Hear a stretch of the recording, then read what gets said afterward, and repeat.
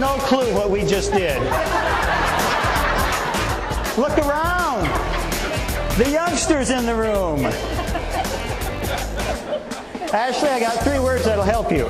Nick at night. Yes, we do screw up, every one of us, and we are hilarious.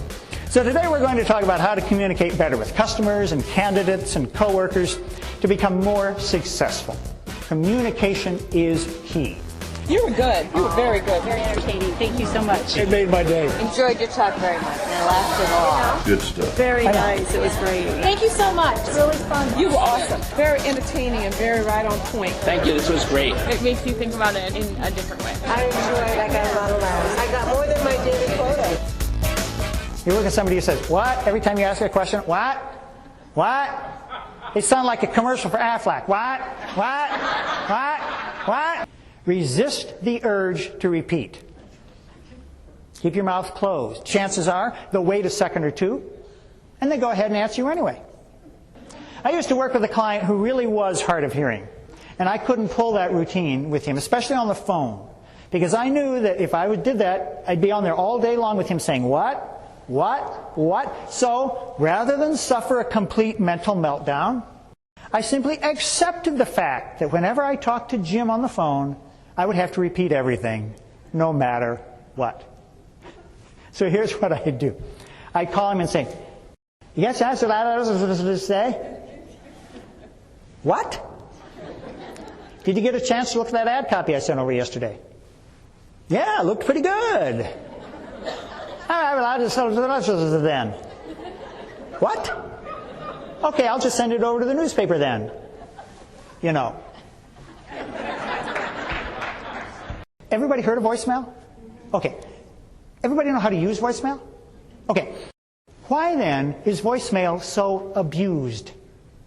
We've all heard voicemail greetings that sound something like this. Tell me when to start.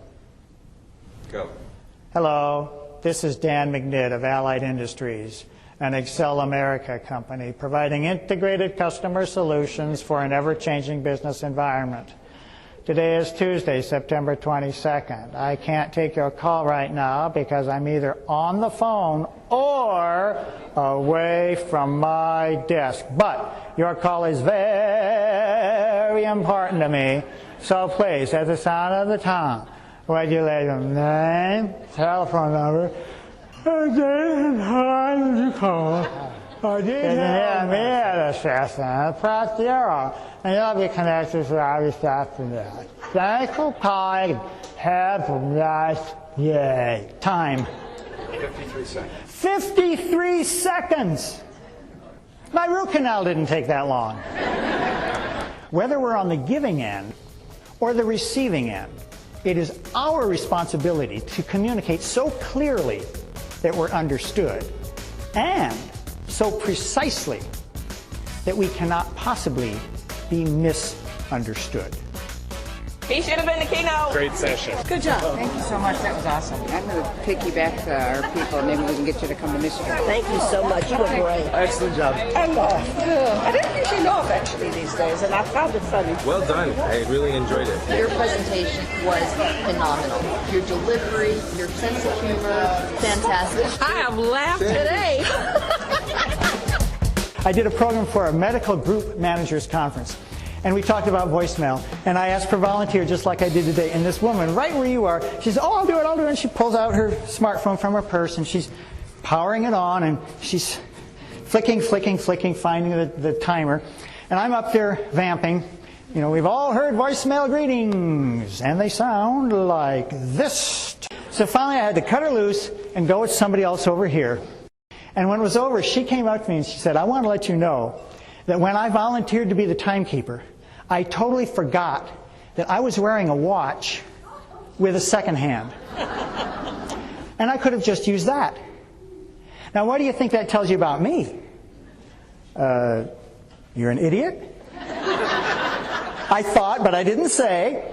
And she went on, she said, it tells me that sometimes we look for the most technological solution to the simplest problem. And I had to agree with her on that. Okay, over is a preposition. And I should have said Chicago has more than 2 million people. An annoying voice that woman had. But I always remembered what she said. And that's our next communication blunder. Watch out for the problem words. There are 8 words in English that everybody messes up. Now, we don't have time to review those words today, so I brought along another card we had printed called Miss Reiser's 8 Most Abused Words in the English Language. And it gives you all the words, how to use them correctly. You'll see that over is number 5 on the list.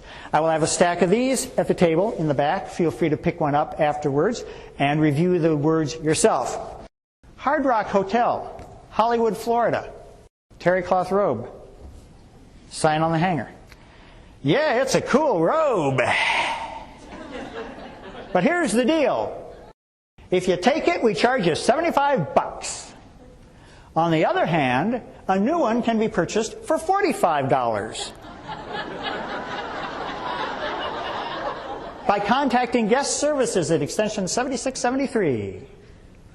You do the math. That's what it says. You do the math. Now, isn't that great? Not only are they offering you a discount for buying the robe rather than just taking it and charging your bill, the tone and manner of this copy aligns perfectly with the Hard Rock Hotel brand. You would not see a Hilton say, you do the math, or a Hyatt, or a Motel 6. There wouldn't be a robe in Motel 6, that's right. Question is totally moot. Now, does it really matter what our robe hanger sign says? I think it does.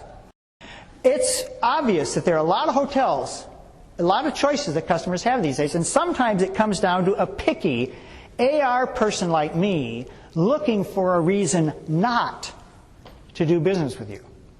And sometimes it's something as simple as the robe hanger sign.